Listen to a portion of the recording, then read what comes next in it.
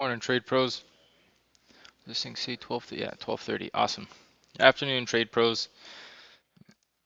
This is Mark coming at you guys from our headquarters here in Toronto, Ontario on today's date, Friday, September the 27th, 2019. Let me just mute myself here on this other feed. There we go. Awesome. All right, guys. So we are live for today's midday update. Been a bit of a volatile session, to be quite frank. Let's take a look at some of the news drivers to start the morning. As far as what we've got on the agenda for the remainder of the session, nothing really on the agenda. We've already gone through most of the news flow. Georgie covered all of the drivers that came through at 8:30 a.m. I'll just cover what came through afterwards, after the U.S. cash open, which was the University of Michigan consumer sentiment and the University of Michigan inflation expectations reports. We also had a couple of key data squawks that came through. So let's take a look at these numbers that came out today after the 8:30 a.m. news releases. Let's see what they came through as. So the revised University of Michigan consumer sentiment came in at 93.2 versus 92, and inflation expectations came in pretty much in line with the previous numbers, 2.8%. All right, that's what we had. The major driving event this morning, Georgie mentioned it as well, was that Iran President Rouhani mentioned that U.S. offered to remove all sanctions on Iran in exchange for talks. And Trump came out during the U.S. session and mentioned that Iran wanted me to lift the sanctions imposed on them in order to meet. I said, of course, no. So that's what we had from there. We also did have a key squawk from Trump come through at 11:37 a.m.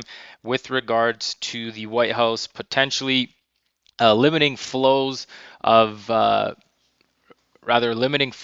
U.S. dollars into Chinese portfolios. I can't see the squawk at this point in time. Can you just scroll down, Georgie?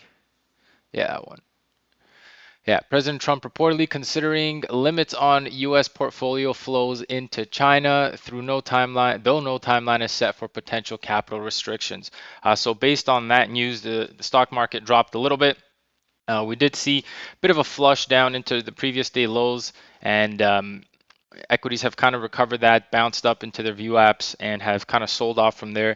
And now we're just kind of chopping around the middle ground from basically the open today and the current session low. We're kind of right in the middle there, sitting just below the overnight low on the SPOOs. All right, so that's what we've got on the news front for today's session. Um, like I say, most of these updates, you want to have a new squawk handy because even though there are scheduled economic releases, you can get squawks like this come through that can drive the market. And this is another good example of one of those kinds of things where, at 11:37, yeah, 11:37 a.m., an unscheduled squawk came through from Trump with regards to that China deal. All right, so that's really the importance of having a new squawk handy. That gives you some volatility to play with, and you're not wondering why the move's happening. You're kind of on top of that. Awesome. Uh, let's see here. William, good afternoon. George, good afternoon. Bernard, good afternoon. Chupi, good afternoon. That's actually I am a Ryerson alumni, so it's awesome to hear that you're watching it from Ryerson on lunch. Awesome stuff. That's good news.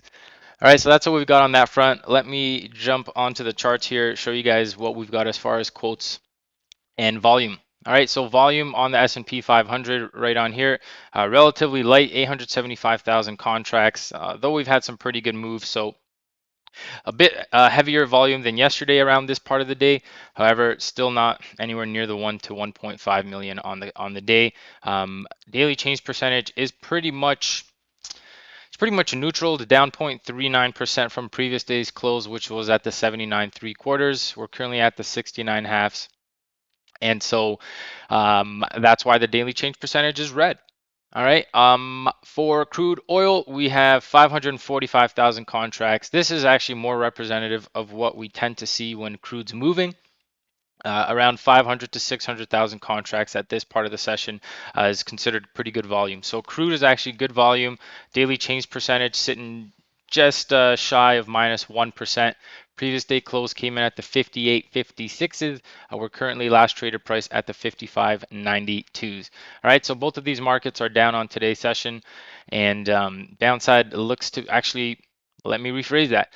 We are down from previous day close on crude, but we are above the pit session open, and we are below the previous day close and below the US cash session open on the S&P 500. All right, so crude a little bit more mixed, whereas SPUs, we are below the previous day close and below the US session open. So S&P 500 a little bit more bearish than the crude market.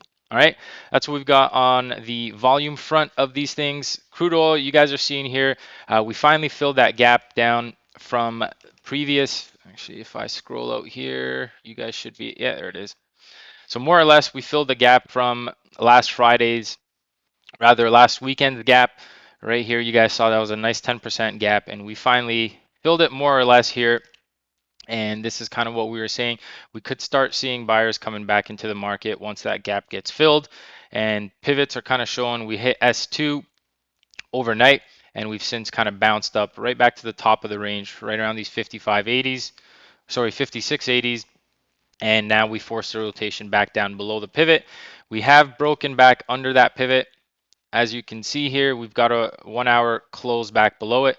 So now rotations back up into it, 56.25 or so. Should be held as resistance for a move back into S1 and potentially back down into these 55.40s. All right, that's what we're looking for on crude. If I open the chart up a little bit more, what you guys will see is there's our open here on the session. Here's our previous day close. So you can see on the US session, we did trade up into the previous day close. However, that was pretty much as high as we got. We kind of broke down below that, and we're right back at the VWAPs at this point in time. Just kind of hovering around here where you can find some potential support. I'm seeing, up here when we did pop above these 56.10s into that pivots at the 25 guys right up here. You guys can see big volume start to come out as sellers were coming into that market, forcing this little rotation down into here. And you guys can see if I get my little, where is my crosshair? Tools, crosshairs. There we go. So this big volume kind of came out, this big guy right here kind of came out on that white candle right off the VWAP. So there's a bit of a fight between the sellers up in these 25s and the buyers down here in these 55.90s or so. But ultimately, the way it's been going, I think downside is the right side. This uptrend, you can argue, it kind of got broken once we broke below those lows.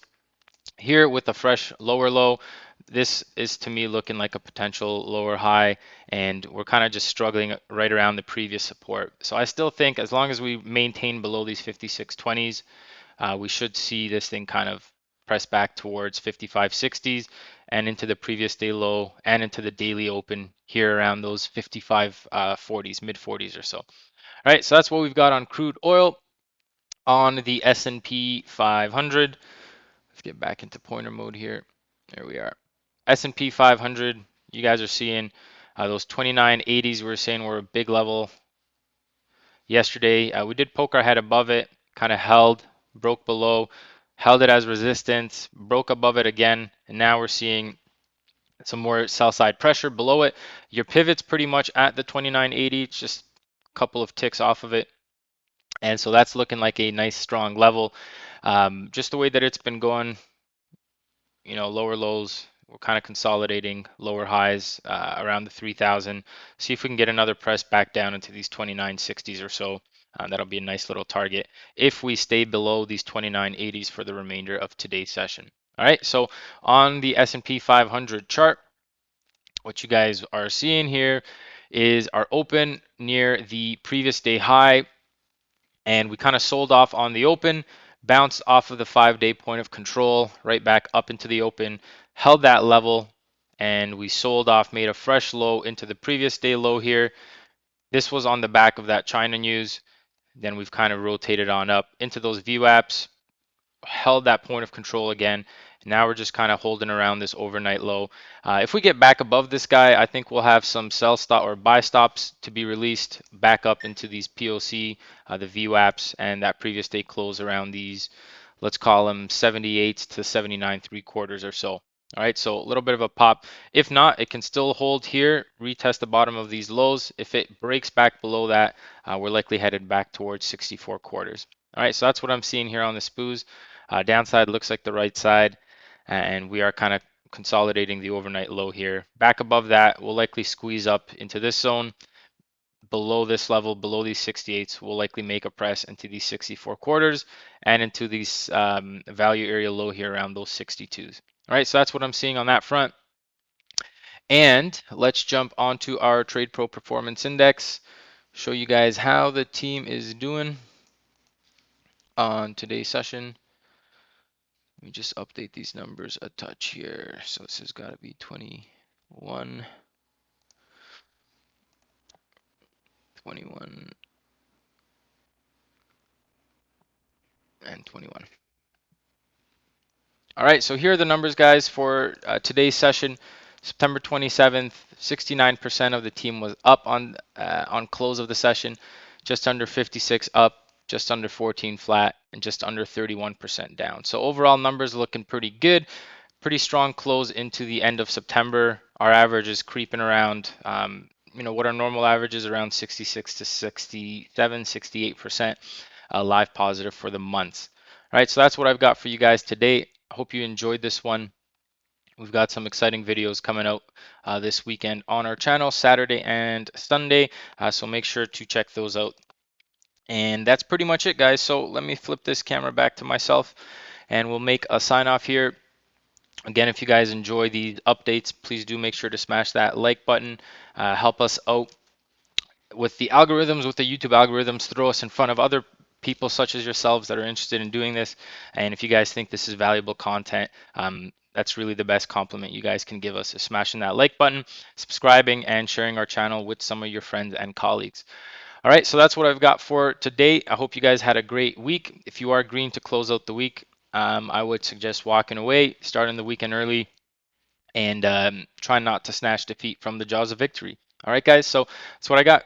Good luck and good trading. If you will be trading into the remainder of the session, you guys know the 3 rules: patience, diligence, and discipline. All right, that's going to be me. Take care, everyone.